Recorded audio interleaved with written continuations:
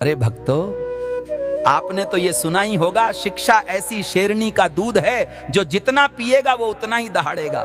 पर आज बंदर बाबा एक कड़वा सच बोलने आया है। ज्ञान अगर जरूरत से ज्यादा हो जाए और विवेक न हो तो वही ज्ञान जहर बन जाता है। बहुत समय पहले 4 ब्राह्मण एक ही आश्रम में रहते थे। चारों बहुत पढ़े लिखे, चारों को अपने ज्ञान पर घमंड।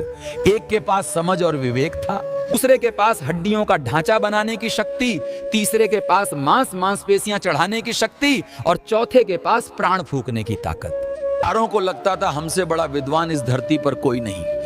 एक दिन चारों जंगल से गुजर रहे थे। अचानक उन्हें कुछ बिखरी हुई हड्डियां दिखी।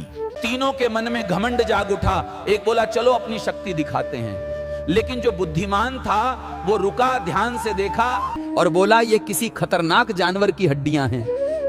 बिसा सोचे समझे ज्ञान दिखाना बुद्धिमानी नहीं, मूर्खता है। और वो अपना रास्ता बदलकर आश्रम की ओर लौट गया। बाकी तीनों हंस पड़े, डर गया, कमजोर है। एक ने मंत्र पढ़ा और ढांचा बना दिया, दूसरे ने उस पर मांस और खून चढ़ा दिया, तीसरे ने घमंड में आकर उसमें प्राण फूंक दिए और अगले ही पल एक जिंदा शेर दहाड़ उठा। तीनों को भागने का मौका भी नहीं मिला, शेर ने तीनों को एक एक करके मार डाला। अब सुनो भक्तों, यही है इस कहानी की असली सीख। शिक्षा शेरनी का दूध है, पर विवेक के बिना वही शेर तुम्हें खा जाएगा।